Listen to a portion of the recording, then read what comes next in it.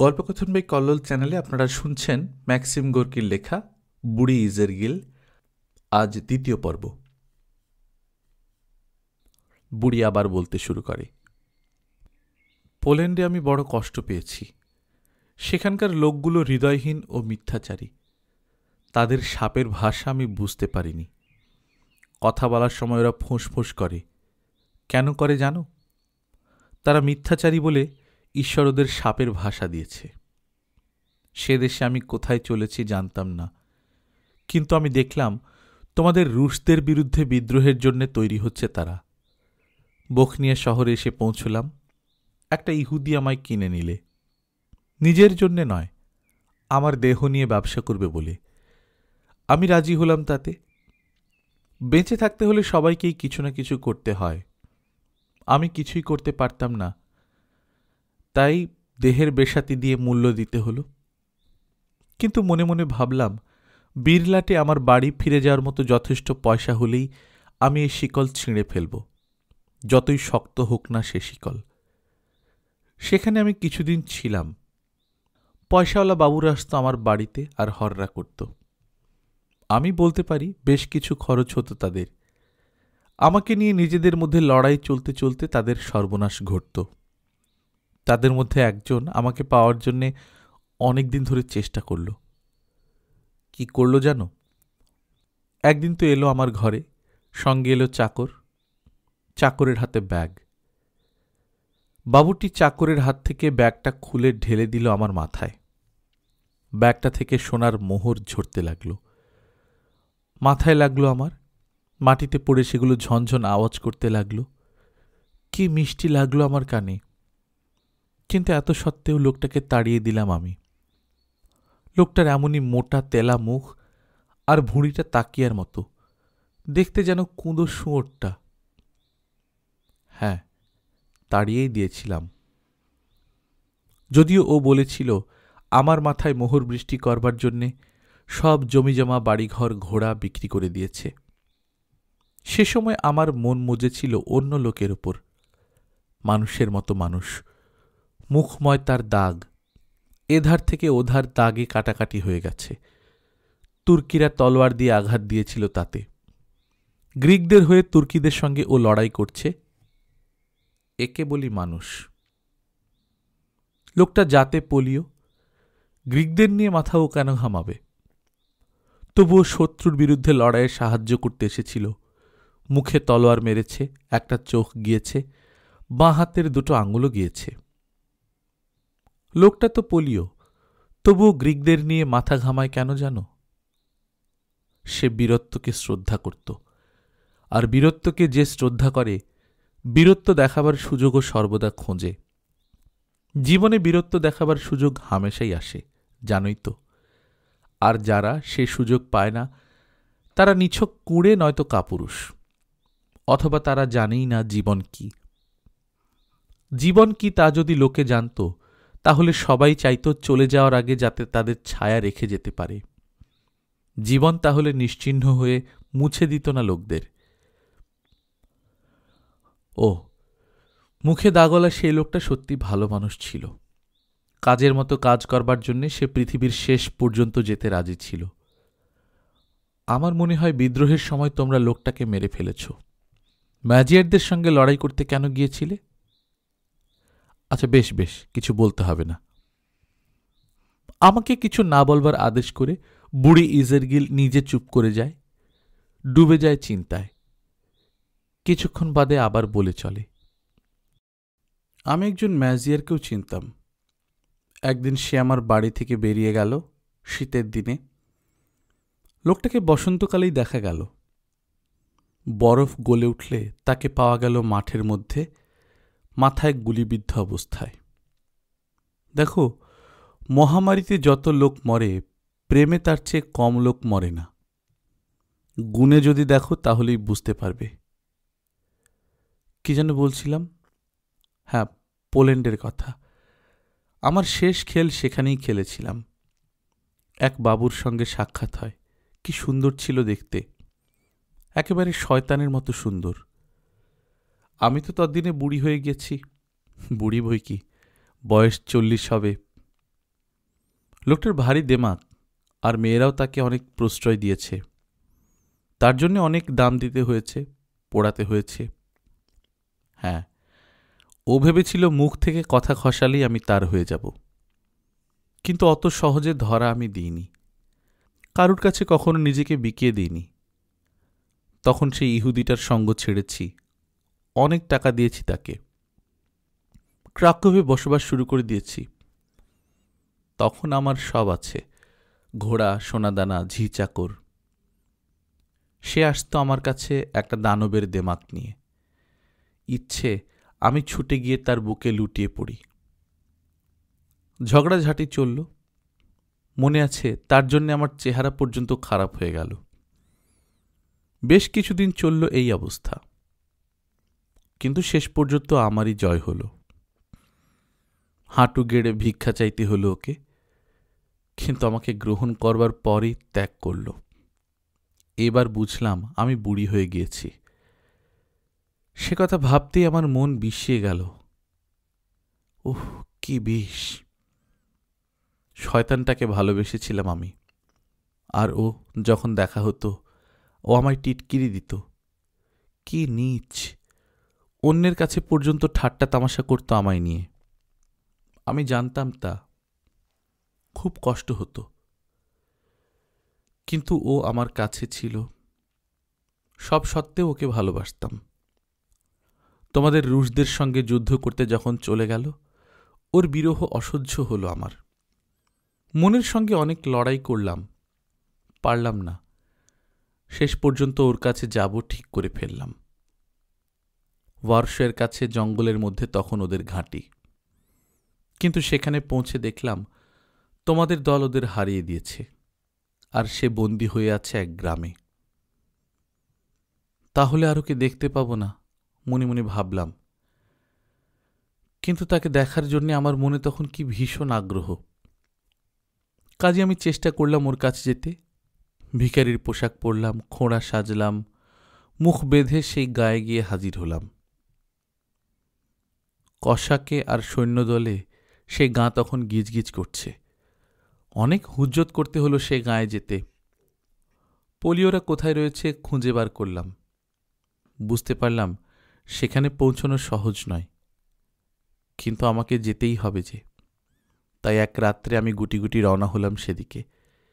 একটা তরকারি ক্ষেতের ভেতরকার নালার মধ্যে দিয়ে হামা দিয়ে চলেছি, হঠাৎ এক শান্ত্রী আমার পথ রুখে দাঁড়াল। আমি কিন্তু তখন শুনতে পাচ্ছি পোলিওরা গলা ছেড়ে গান গাইছে আর চেঁচিয়ে কথা কইছে। তারা তখন ভগবানের মায়ের নাম গাইছে। আমার আর্কাডেকের গলা আমি তখন শুনতে পাচ্ছি। আর এই ভেবে আমার মন খারাপ হয়ে গেল যে একদিন পুরুষরাই আমার পেছন পেছন এসেছে বুকে হেঁটে, আর এখন কি না আমি একটা পোকার মতো বুকে হেঁটে চলেছি একটা পুরুষের জন্যে। বুকে হেঁটে চলেছি হয়তো নিজের মৃত্যুর দিকে। আমার শব্দ পেয়ে শান্ত্রীটা কান খাড়া করে সামনে ঝুঁকল। কি করি? মাটি থেকে উঠে দাঁড়ালাম, এগিয়ে গেলাম তার দিকে। আমার কাছে না আছে ছোরা, না আছে অন্য কিছু, আছে শুধু দুটো হাত আর জিভটা। সঙ্গে ছোরা আনিনি বলে আফসোস হলো। ফিসফিস করে বললাম, দাঁড়াও। লোকটা কিন্তু সঙ্গী নুচিয়ে ধরল আমার গলার কাছে। আমি বললাম, মেরো না আমাকে, থামো, আমার কথা শোনো। হৃদয় বলে যদি তোমার কিছু থাকে, তোমাকে দেয়ার মতো আমার কিছু নেই, কিন্তু ভিক্ষা চাইছি। বন্দুকটা নামিয়ে সেও আমায় ফিসফিস করে বলল, চলে যা, কি চাস সেখানে? আমি বললাম, আমার ছেলে এখানে বন্দী হয়ে আছে। বুঝতে পারো সৈনিক, ছেলে। তোমারও মা আছে, আমার দিকে তাকাও। তোমার মতন একটা ছেলে আছে আমার ওইখানে। একবার তাকে দেখতে দাও। হয়তো দুদিনই সে মরে যাবে, আর তুমিও হয়তো মরবে। তোমার মা তোমার জন্য কাঁদবে না? মাকে না দেখে মরতে ব্যথা লাগবে না তোমার মনে? আমার ছেলেরও তাই। নিজের কথা ভেবে দয়া করো, আমাকে দয়া করো, একজন মাকে। কতক্ষণ ধরে যোকে বোঝাবার চেষ্টা করলাম। বৃষ্টি পড়ছিল, ভিজে জবজবে হয়ে গেছি দুজনে। দারুণ জোরে বাতাস বইছে, শব্দ হচ্ছে শোঁ শোঁ করে, ধাক্কা মারছে আমাকে, কখনো বুকে কখনো পিঠে। টলতে টলতে দাঁড়িয়ে আছি ওই পাষাণ হৃদয় সৈনিকটার সামনে। ও কিন্তু একই সুরে বলে চলেছে না। কিন্তু যতবার ওই নির্মম না শব্দটা শুনছি, আমার আর্কাডেককে দেখবার বাসনা মনের মধ্যে ততই দাও দাও করে জ্বলে উঠছে। কথা বলবার সময় লোকটাকে ভালো করে পরখ করে নিলাম। রোগা, বেঁটে, কাশ ছিল। ওর পায়ের কাছে মাটিতে বসে পড়লাম। হাঁটু দুটো জড়িয়ে ধরে জোরালো ভাষায় কাকুতি মিনতি জানাতে লাগলাম। হঠাৎ একটা হ্যাঁচকা টান মারলাম, মাটিতে পড়ে গেল সৈনিকটা কাদার মধ্যে। চট করে উল্টিয়ে দিলাম ওকে মাটির দিকে মুখ করে। কাদা জলের মধ্যে চেপে ধরলাম মুখটা, যাতে চেঁচাতে না পারে। কিন্তু ও চেঁচাল না, শুধু চেষ্টা করতে লাগলো পিঠের উপর থেকে আমাকে ফেলে দিতে। আমি দুহাতে ওর মুখটা আরো জোরে কাদার মধ্যে চাপতে লাগলাম। দম বন্ধ হয়ে গেল ওর। এবার আমি দৌড়লাম সেই গোলাবাড়ির দিকে, যেখানে পোলিওদের বন্ধ করে রাখা হয়েছিল। আর্কাডেক! দেয়ালের একটা ফাঁক দিয়ে আমি ফিসফিস করে ডাকলাম। অনুমান করার শক্তি তাদের বিস্ময়জনক। আমার ডাক শুনতে পেল, গান থামিয়ে দিল সঙ্গে সঙ্গে। ওর সঙ্গে চোখাচোখি হলো আমার। বেরিয়ে আসতে পারো তুমি, চাপা গলায় বললাম আমি। হ্যাঁ, মেঝের ফাঁক দিয়ে, ও জবাব করল। চলে এসো তাহলে। সঙ্গে সঙ্গে 4 জন গোলাঘর থেকে হামাগুড়ি দিয়ে বেরিয়ে এলো। 3 জন আর আমার আর্কাডেক। শান্তিটা কোথায়? আর্কাডেক জিজ্ঞাসা করল। ওইখানে পড়ে আছে। আমরা চুপি চুপি হামা দিয়ে এগোতে লাগলাম, একেবারে চুপি চুপি, মাটির সঙ্গে লেগে। মুষলধারে বৃষ্টি পড়ছে, গর্জন করছে বাতাস। গা ছেড়ে একটা জঙ্গলের মধ্যে ঢুকলাম আমরা। অনেকটা পথ চললাম একেবারে চুপ করে। পা চালিয়ে চলেছি। আমার হাত ধরেছে আর্কাডেক। হাতটা ওর গরম, কাঁপছে। কি ভালো যে লাগছিল আমার ওর পাশে চলতে, যতক্ষণ একটাও কথা কইছে না সে। এই কটাই আমার শেষ মুহূর্ত, আমার লোভাতুর জীবনের শেষ শুভ মুহূর্ত। অবশেষে এক মাঠের উপর এসে পৌঁছলাম। দাঁড়িয়ে গেলাম। তারা আমাকে ধন্যবাদ জানালো 4 জনেই। কতক্ষণ ধরে কত কথাই বলল ওরা। সব কথা বুঝতেই পারিনি আমি। মন দিয়ে শুনতে থাকলাম, কিন্তু চোখ আমার লেগে রইল আমার মানুষটার উপর। ভাবতে লাগলাম, কি করবে ও? হঠাৎ আমাকে জড়িয়ে ধরল আর ভারী কি চালে বলে উঠল। কি বলে উঠল আমার ঠিক মনে নেই, তবে যা বোঝাতে চেয়েছিল তা হলো পালাতে সাহায্য করেছি বলে কৃতজ্ঞতায় ও ভালোবাসবে এবার আমাকে। আমার সামনে হাঁটু গেড়ে বসে হাসি মুখে বলে উঠল, রানী আমার। ভণ্ড কুকুর কোথাকার! এমন খেপে গেলাম আমি, মারলাম লাথি। গালে চড় মারতেও গিয়েছিলাম, কিন্তু ও টলছিল। এবার লাফিয়ে উঠল। বিবর্ণ মুখে দাঁড়িয়ে রইল আমার সামনে ভয় দেখানোর ভঙ্গিতে। আর 3 জনও দাঁড়িয়ে দাঁড়িয়ে আমার দিকে ভ্রুকুটি করে চোখ পাকাতে লাগল। কেউ কোনো কথা বলল না। তাদের দিকে তাকিয়ে আমার মনে হল, হ্যাঁ, বেশ মনে আছে। আমার মনে এসেছিল বিরক্তি ও আলস্য। আমি বললাম, চলে যা তোরা। কুকুরগুলো আমাকে জিজ্ঞাসা করল, তুমি এখন গিয়ে ওদের বলে দেবে আমরা কোন দিকে গিয়েছি? কি নীচ দেখো তো। তবু তারা চলে গেল, আমিও চলে গেলাম। পরদিন তোমার দেশের লোকেরা আমায় ধরে ফেলল, কিন্তু একটু পরেই ছেড়ে দিল। এবার আমি বুঝতে পারলাম আমার বাসা বাঁধবার সময় হয়ে এসেছে। কোকিলের মতো পরের বাসায় অনেক থেকেছি। আমার গতর বেড়ে গেছে, ডানা হয়েছে দুর্বল, পালক বিবর্ণ। সময় এসে গিয়েছিল, তাই আমি চলে গেলাম গ্যালিশিয়ায়, সেখান থেকে দোবরুজা। সেই থেকে আমি এখানেই আছি। প্রায় 30 বছর হল। স্বামী ছিল আমার, মলদোভিয়ার লোক। বছর খানেক আগে সে মারা গেছে। আমি এখন এইভাবেই দিন গুজরান করছি, একা। একা নয়, ওই ওদের সঙ্গে। এই বলে বুড়ি সমুদ্রের দিকে হাত নাড়ল। সাগরবেলার সব শান্ত হয়ে গেছে। মাঝে মাঝে এক একটা ক্ষণিক ও বিভ্রান্তিকর আওয়াজ উঠে আবার সঙ্গে সঙ্গেই মিলিয়ে যাচ্ছে। ওরা আমায় ভালোবাসে। অনেক মনে ধরা কথা বলি আমি ওদের। ওদের তা জানা উচিত। ওরা সকলেই এখনো জোয়ান। ওদের সঙ্গে থাকতে বেশ লাগে।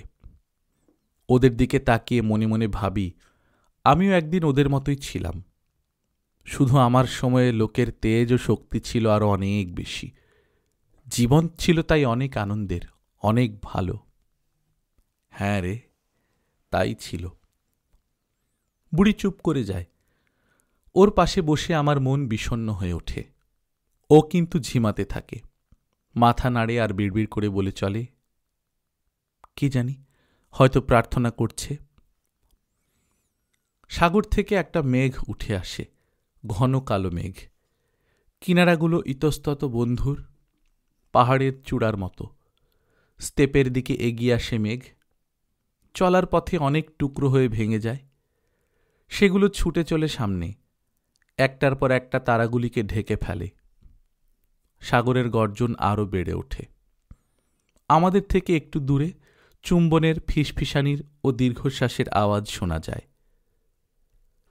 দূরে স্তেপের ওপর একটা কুকুর ঘেউ ঘেউ করে। বাতাসে একটা অদ্ভুত গন্ধ নাকের ভেতর সুরসুরি লাগায়, খারাপ করে দেয় মেজাজ।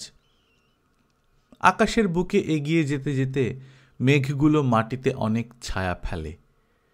এই ছায়ার ঝাঁক যেন উড়ে চলেছে, কখনো মিলিয়ে যায়, কখনো আবার দেখা যায়। চাঁদটা দেখা যাচ্ছে মেঘের গায়ে আবছা সাদা একটা তালির মতো। পরক্ষণেই তাও মিলিয়ে গেল একটা নীল ধূসর মেঘের আড়ালে। দূরে স্তেপটা কালো এবং ভীষণ। নিজের মধ্যে কি যেন লুকিয়ে রাখবার চেষ্টা করছিল। নীল আলোর চমক দেখা গেল সেখানে। এক মুহূর্তের জন্যে ফুটে উঠছে এখান থেকে ওখানে, তারপরই মিলিয়ে যাচ্ছে। যেন কতগুলো লোক সারা স্তেপের ওপর পরস্পর বিচ্ছিন্ন হয়ে কিছু খুঁজছে। দেশলাই জ্বালছে, কিন্তু তক্ষুনি তা নিভে যাচ্ছে বাতাসে। আগুনের শিখাগুলো নীলচে, কেমন যেন ভুতুড়ে মনে হয়।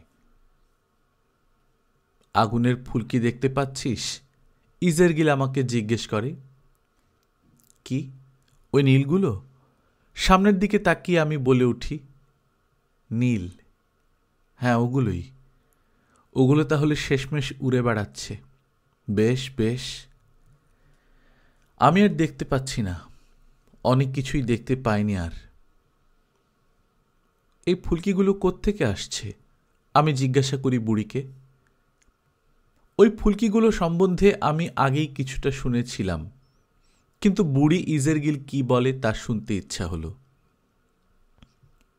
ফুলকিগুলো আসছে ডানকোট জ্বলন্ত বুকের আগুন থেকে, বলে বুড়ি। পৃথিবীতে ছিল এক হৃদয়, যেটা একদিন ফেটে জ্বলে উঠেছিল। হ্যাঁ, সেই আগুন থেকে আসছে ওই ফুলকিগুলো। ওর গল্প বলবো তোকে আমি। এটাও একটা পুরনো গল্প। পুরনো, সব পুরনো। দেখ, সে যুগে কত কিছু ঘটত। আজকাল আর সেদিন নেই। বীরত্ব নেই, মানুষ নেই, গল্পও নেই। কেন বল না? বলতে পারিস না তো? কি জানিস তুই? তোরা আজকালকার ছোকরারা জানিস কি কিছু? পুরনো দিনের দিকে ভালো করে যদি তাকিয়ে দেখিস, তোদের সব ধাঁধার জবাব পেয়ে যাবি। কিন্তু তোরা তো তাকাস না, তাই কি করে বাঁচতে হয় তাও জানিস না। আমি কি দেখি না লোকগুলো কিভাবে জীবন কাটায়? সব দেখি রে, সব দেখি। চোখে যদিও আগের মতো ভালো দেখতে পাই না। আর আমি দেখি যে মানুষগুলো বেঁচে থাকার বদলে সমস্ত জীবন নষ্ট করে বেঁচে থাকবার জন্য প্রস্তুত হতে গিয়ে জীবনে যা পাওয়ার মতো কিছুই না পেয়ে সারা জীবন খোয়ায় আর বরাতকে দোষ দিতে থাকে। আরে বরাতে কি করবে? যার যার বরাত নিজের হাতে। কত রকম লোকই তো দেখি আজকাল, কিন্তু তাকতলা লোক একটাও দেখি না। তাদের সব কি হলো বল দেখি? আর সুন্দর চেহারার লোকও দিন দিন কমে যাচ্ছে। বুড়ি চিন্তার মধ্যে ডুবে যায়। আশ্চর্য হয়ে ভাবতে থাকে, বীর্যবান ও সুন্দর পুরুষ ও নারী কোথায় মিলিয়ে গেল। অন্ধকার স্তূপের দিকে বুড়ি এক দৃষ্টে তাকিয়ে থাকে, যেন প্রশ্নের জবাব খুঁজছে। চুপ করে বুড়ির গল্পের প্রত্যাশা করি। ভয় হয় যদি কিছু জিজ্ঞাসা করি বুড়ি হয়তো আসল জিনিস ছেড়ে অন্য কোথায় চলে যাবে। হঠাৎ সে গল্প শুরু করে। অনেক অনেক যুগ আগে স্তূপে এক জাতের লোক বাস করত। তাদের 3 ধারে ছিল জঙ্গল আর চতুর্থ ধারে স্তূপ। তারা যেমন স্ফূর্তিবাজ, তেমনি ছিল তাদের গায়ের জোর ও সাহস। একদিন তাদের বরাতে দুঃখ নেমে এলো। কোথা থেকে অন্য জাত এসে জঙ্গলে তাড়িয়ে দিল ওদের। সে জঙ্গল যেমন অন্ধকার তেমনি ভ্যাপসা। গাছগুলো অনেক পুরনো, ডালপালাগুলো জড়াজড়ি করে আকাশকে একদম রুখে দিয়েছে। সেই ঘন পাতার আড়াল ভেঙে সূর্যের আলো মাটিতে পৌঁছতে পারে না। কখনো যদি পৌঁছয় এমন ভাপ ওঠে তাতেই মরে যায় মানুষ। মেয়েরা আর বাচ্চাগুলো খুব কাঁদতে থাকে। পুরুষগুলো হতাশ হয়ে পড়ে। ওরা বুঝতে পারে বাঁচতে হলে এই জঙ্গল ছাড়তেই হবে, কিন্তু তা করতে হলে রাস্তা মাত্র দুটো। পুরনো জায়গায় ফিরে গিয়ে বসবাস করা চলে, কিন্তু সেখানে শক্তিমান ও বদমাশ শত্রুর পাল্লায় পড়তে হবে।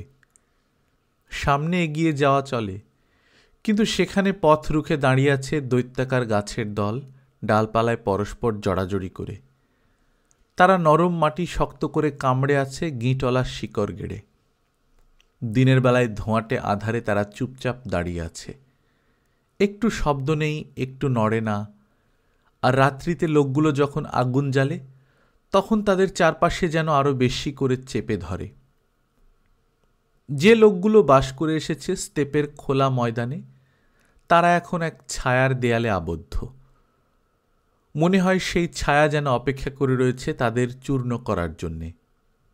গাছের মাথার উপর দিয়ে যখন হাওয়া বয়ে যায় তখন ওদের হাল হয় আরো ভীষণ। বোঁ বোঁ করে মরা কান্নার মতো শব্দ বইতে থাকে।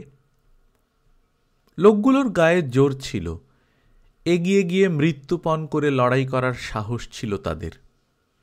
কিন্তু যুদ্ধে মরতে ওরা পারল না, কারণ পুরনো যুগের ধারা ছিল ওদের। ওরা যদি সবাই মরে যায় সে ধারাও নষ্ট হয়ে যাবে। তাই রাতের পর রাত তারা মন মরা হয়ে বসে বসে ভাবতে থাকে বনের সনসনানি ও পচা মাটির বিষাক্ত গন্ধের মধ্যে। তারা বসে থেকেছে আগুন জেলে, আর সেই আগুনের আলোয় ছায়াগুলো নিঃশব্দে নেচে বেরিয়েছে চারদিকে। মনে হয়েছে যেগুলো নাচছে তারা ছায়া নয়, বনের ও জলার ভূতগুলো জয়ের উৎসব করছে। লোকগুলো বসে বসে ভাবতে থাকে শুধু। কিন্তু খাটুনি বল আর মেয়ে মানুষই বল, দুশ্চিন্তার মতো মানুষের শরীর মন আর কিছুতেই অমন ক্ষয়ে যায় না। তাই চিন্তায় চিন্তায় এরা দুর্বল হয়ে পড়ল। ওদের মধ্যে জন্মালো ভয়। শক্ত হাতগুলো পর্যন্ত তাতে বাঁধা পড়ে গেল। পচা গন্ধে যারা মরছিল আর যারা জ্যান্ত শুয়ে জবুথবু হয়েছিল, সবার জন্য কেঁদে কেঁদে মেয়েরা আতঙ্কের সৃষ্টি করল। বনের মধ্যে কাপুরুষদের মতো কথা শুনতে পাওয়া গেল। প্রথম প্রথম খুব আস্তে ও ভয়ে ভয়ে, ক্রমে আরো জোরে জোরে শোনা গেল। লোকগুলোর মনে এরই মধ্যে ইচ্ছা জেগেছিল শত্রুর কাছে গিয়ে ভেট হিসেবে নিজেদের স্বাধীনতা দিয়ে দেবে। মৃত্যু ভয়ে তারা সবাই মুষড়ে পড়েছে। দাসের জীবন সম্বন্ধে এতটুকু ভয় এলো না কারুর মনে। এই সময় হাজির হলো ডানকো। একা, কারুর সাহায্য ছাড়াই সবাইকে বাঁচালো সে। মনে হলো ডানকোর জ্বলন্ত হৃদয়ের এই গল্প ও প্রায়ই বলে এসেছে। এক গানের সুরে ও বলে চলেছে, যেই বনের মধ্যে সেই হতভাগ্য ভয়তাড়িতের দল পচা মাটির বিষবাষ্পে ধুঁকে মরছে, তারই মর্মর ধ্বনির বাস্তব রূপ জেগে উঠল আমার মনে, বুড়ির ক্ষীণ ও কর্কশ কণ্ঠস্বরে। ডানকো ওদেরই একজন ছিল, জোয়ান বয়স, সুন্দর চেহারার লোকগুলো বরাবরই সাহসী হয়। ডানকো সাথীদের বলল, ভেবে ভেবে পথ থেকে পাহাড় হটাতে পারবে না কোনোদিন। যারা কোনো কাজে হাত দেয় না, কোনো কাজই কোনোদিন করতে পারে না তারা। ভেবে ভেবে আর দুঃখ করে কেন আমরা শক্তি খোয়াচ্ছি? ওঠো, জঙ্গল কেটে রাস্তা করে বেরিয়ে যাই। এই জঙ্গলের শেষ নিশ্চয়ই আছে। দুনিয়ার সব কিছুরই শেষ আছে। চলো, এগিয়ে এসো। ওর দিকে তাকিয়ে সবাই বুঝতে পারে এমন মানুষ ওদের মধ্যে শ্রেষ্ঠ, কারণ ওর চোখে ফুটে ওঠে শক্তি ও প্রাণের আগুন। নিয়ে চলো আমাদের, ওরা বলে ওঠে। ডানকো তাদের নিয়ে চলে। কথা থামিয়ে বুড়ি স্তেপের দিকে তাকায়। আধার সেখানে আরো ঘনিয়ে এসেছে। বহুদূরে ডানকোর জ্বলন্ত হৃদয়ের স্ফুলিঙ্গ ক্ষণে ক্ষণে জ্বলে উঠছে ক্ষণস্থায়ী নীল ফোটা ফুলের মতো। ডানকো পথ দেখিয়ে নিয়ে চলে ওদের। এক হয়ে সবাই ওর পেছন পেছন যায়। ওর ওপর বিশ্বাস হলো সবার। বড় কষ্টের পথ, চারিদিক আধার। পায়ে পায়ে সেই জলাটা মানুষগুলোকে গেলে ফেলবার জন্যে তার পচা গন্ধে ভরা লোভী মুখ হাঁ করে এগিয়ে আসছে। গাছগুলো নিরেট দেয়ালের মতো পথ আগলে দাঁড়াচ্ছে। ডালপালাগুলো জড়াজড়ি করে আছে, শিকড়গুলো ছড়িয়ে আছে চারদিকে, যেন হাজার সাপ কিলবিল করছে। পায়ে পায়ে কি মেহনত, কতখানি রক্ত খোয়া যাচ্ছে। অনেকক্ষণ ধরে এইভাবে এগুলো তারা। যত যায় বন আরো ঘন হয়ে আসে। ওদের জোরও ফুরিয়ে যাওয়ার দাখিল। এবার ডানকোর বিরুদ্ধে ওদের গজগজানি শুরু হয়। ওরা বলে, ছোকরা কি বা জানে, আমাদের কোথায় নিয়ে চলেছে তাই জানে না। কিন্তু মনের আনন্দে শান্তভাবে সবার আগে আগে চলতে থাকে ডানকো। একদিন কিন্তু ঝড় এলো। বনের মধ্যে গাছগুলো শনশন করে উঠল। ওদের বিরুদ্ধে কি যেন ভয়ের কথা কানাকানি করতে লাগলো নিজেদের মধ্যে। এমন অন্ধকার ঘিরে এলো সারা জঙ্গলে যে মনে হলো এই জঙ্গলের আদিকাল থেকে সবগুলো আঁধার রাত এক জায়গায় এসে জড়ো হয়েছে। ঝড়ের মধ্যে, সেই ভয় দেখানো ঝনঝনানির মধ্যে দৈত্যের মতো গাছগুলো ঠেলে পথ করে এগোতে লাগলো এই সামান্য লোকগুলো। এরা এগিয়েই চলল, আর দুলে দুলে দানবের মতো এই গাছগুলো গড়গড় করতে লাগলো রাগে। আর গাছের মাথায় ঝলক দিয়ে বিজলি মুহূর্তের জন্যে ভয় মাখানো নীল আলো ছড়িয়ে দিয়ে তখনই মিলিয়ে যেতে লাগল। ভয় পেয়ে গেল মানুষগুলো। বিজলির ঝিলিক লেগে মনে হলো গাছগুলো যেন জীবন্ত, যেন গাঁটওয়ালা হাতগুলো ছড়িয়ে দিয়েছে, জড়াজড়ি করে ধরেছে ওদের চারপাশে, আটকে রাখবে সবাইকে। এই আধার থেকে পালাতে দেবে না ওদের। ডালপালার এই অন্ধকারের ভেতর থেকে কি যেন ভয়ানক, কি যেন অন্ধকার, কি যেন হিম কটকট করে তাকিয়ে আছে ওদের দিকে। বড় কষ্টের পথ। বল খুইয়ে মন মরা হয়ে গেল লোকগুলো। কিন্তু সে দুর্বলতা মেনে নিতে লজ্জা হলো ওদের। কাজেই রাগ গিয়ে পড়ল সবার আগে এগিয়ে চলা ডানকোর ওপর। ওরা নালিশ করতে লাগলো, কি করে চালিয়ে নিয়ে যেতে হয় জানে না লোকটা। বনের সেই ভয় মাখানো শব্দের ভেতর কাঁপা আধারের মধ্যে রাগে ও মেহনতে ক্লান্ত হয়ে ওরা থেমে গেল। বিচার করতে লাগলো ডানকোকে। হতভাগা কোথাকার, আমাদের যত দুঃখের জন্য তুই দায়ী। তুই নিয়ে এসেছিস আমাদের, শেষ করে দিয়েছিস একেবারে। এখন এর জন্য তোকে মরতে হবে। ডানকো বলল, তোমরাই তো বললে পথ দেখিয়ে নিয়ে চলো আমাদের, আমি নিয়ে এসেছি। ওদের সবার সামনে বুক ফুলিয়ে বলে উঠল ডানকো, আমার সাহস আছে তোমাদের চালিয়ে আনবার, তাই এনেছি। কিন্তু তোমরা কি করেছ নিজেদের জন্য? শুধু চলে এসেছ, লম্বা পাড়ি দেওয়ার মতো জোরটুকু পর্যন্ত বাঁচিয়ে চলনি, শুধু পা চালিয়েছ, ভেড়ার পাল যেমন চালায়। এই কথাগুলোতে ওরা আরো রেগে গেল। শুধু তুই মরবি, মরতে হবে তোকে, ওরা গর্জন করে উঠল। আর বন শনশন আওয়াজ করে চলেছে, প্রতিধ্বনি উঠেছে সে শব্দের। বিদ্যুতের ঝিলিক এক একবার টুকরো টুকরো করে ফেলেছে অন্ধকারকে। যাদের জন্য এত কষ্ট করেছে সে, তাদের দিকে তাকায় ডানকো। দেখে বুনো জানোয়ারের মতো হয়ে গেছে ওরা। ওকে অনেকেই ঘিরে ধরেছে, আর তাদের কারুর মুখে মানুষের চেহারা নেই এতটুকুও। একটুও দয়া আশা করতে পারল না ও কারুর কাছ থেকে। ডানকোর মনের মধ্যেও রাগ জ্বলে উঠল, কিন্তু ওদের প্রতি দয়াবোধ করে ও চেপে রাখল সে রাগ। ওদেরও ভালোবেসেছে, মনে বিশ্বাস হচ্ছে ওকে ছাড়া ওরা ধ্বংস হয়ে যাবে। ওদের প্রাণ বাঁচাবার জন্য ও আকুল হয়ে উঠল, যাতে সহজ পথে ওদের পৌঁছে দিতে পারে। মনের সে আবেগ চকমক করে উঠল ওর চোখে, কিন্তু ওরা ভুল বুঝল। ওর চোখ দেখে ভাবল তা জ্বলে উঠেছে রাগে। মনের রাগই এত উজ্জ্বল করেছে ওর চোখ দুটোকে।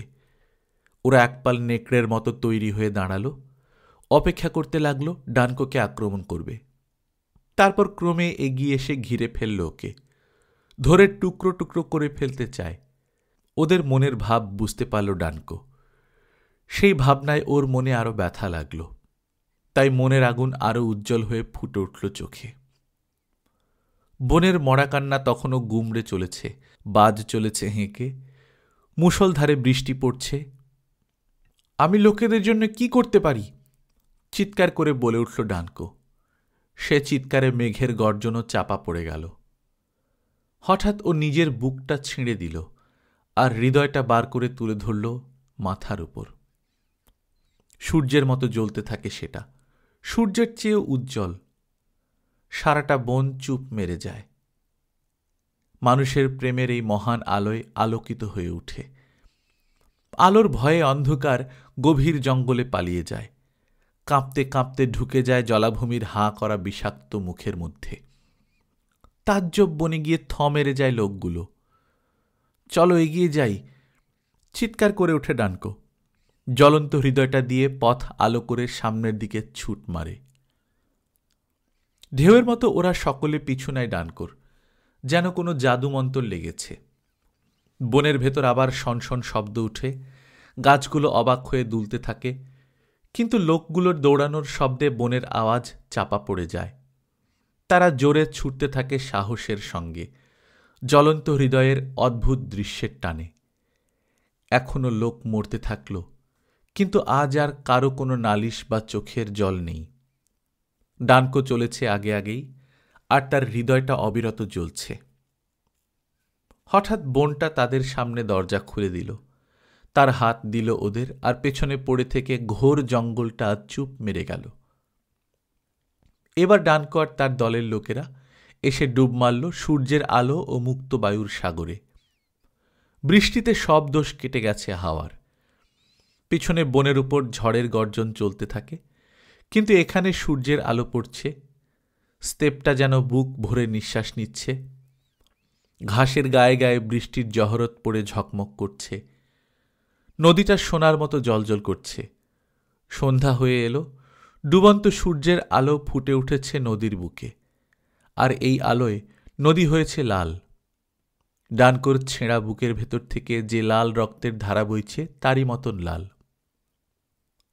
সাহসী ডানকো সামনে প্রসারিত স্তেপের দিকে, এই স্বাধীন মুলুকের দিকে তাকিয়ে হেসে ওঠে। সে হাসিতে গর্বের আমেজ ধরা পড়ে। তারপর সে পড়ে যায় আর মরে যায়। অতি আনন্দ ও আশায় ভরপুর হয়ে ওরা তাকিয়ে দেখল না যে ডানকো মরেছে, দেখল না যে তার সাহসী হৃদয়টা তার লাশটার পাশে তখনও জ্বলজ্বল করছে। শুধু একজন ভীরু লোক তা দেখতে পেল। কিসের জন্যে ভয় পেয়ে মারিয়ে দিল সেই গর্বভরা হৃদয়টা। খান খান হয়ে ছড়িয়ে পড়ল শিখা, তারপর গেল নিবে। সেই জন্যই তো ঝড়ের আগে স্তেপে নীল ফুলকি দেখা যায়। বুড়ির মনোহর কাহিনীটি শেষ হয়ে এসেছে। সারাটা স্তেপের ওপর বিরাজ করছে গভীর নৈঃশব্দ। যেন সাহসী পুরুষ ডানকো যে মনের জোর দেখিয়েছিল, তাতে সব কিছু বিস্মিত হয়ে গিয়েছে। লোকেদের জন্য নিজের হৃদয় জেলে যে প্রাণ দিয়েছিল সে, নিজের জন্য প্রতিদানে কিন্তু কিছুই চায়নি। বুড়ি ঝিমাতে লাগে। ওর দিকে তাকিয়ে আমি ভাবি আরো কত গল্প, কত স্মৃতি কাহিনী আছে ওর মনে। ভাবতে থাকি ডানকুর সেই বিরাট জ্বলন্ত হৃদয়ের কথা আর মানুষের কল্পনা শক্তির কথা, যে কল্পনায় এত সব সুন্দর ও রোমাঞ্চকর উপকথা সৃষ্টি সম্ভব হয়েছে। ইজেরগিল গভীর ঘুমে আচ্ছন্ন, ওর গায়ের শতচ্ছিন্ন পোশাক ঠেলে সরিয়ে দিয়ে বাতাস ওর শুকনো বুকটা অনাবৃত করে দিয়েছে। আমি ওর জীর্ণ দেহটাকে ঢেকে দিই, তারপর লম্বা হয়ে শুয়ে পড়ি ওর পাশে। সারাটা স্তেপ জুড়ে তখন অন্ধকার নৈঃশব্দ। আকাশে মেঘগুলো ভেসে বেড়াচ্ছে ধীর বিষণ্নভাবে। সাগরের শূন্য গর্ভ বিষাদমাখা কল্লোল ভেসে আসছে আমার কানে। গল্পকথন বাই কল্লোল চ্যানেলে আপনারা শুনছিলেন ম্যাক্সিম গোর্কির লেখা বুড়ি ইজেরগিল। আজ দ্বিতীয় পর্বের মাধ্যমে শেষ হয়ে গেল। আমরা নিয়মিত গল্প পাঠ করে শোনাচ্ছি। আপনারা যারা প্রথমবারের মতো শুনছেন কাইন্ডলি সাবস্ক্রাইব করে নেবেন। গল্পকথন বাই কল্লোল চ্যাপ্টার 2তে আমরা বিভিন্ন স্বাদের ছোট গল্প পড়ে শোনাচ্ছি। গল্পকথন বাই কল্লোল চ্যাপ্টার 2 লিঙ্কটা ডেসক্রিপশনে দেওয়া আছে, আপনারা সেখান থেকে শুনে নিতে পারেন। নিজে ভালো থাকবেন, আশপাশের লোকজনকে ভালো রাখবেন। টাটা।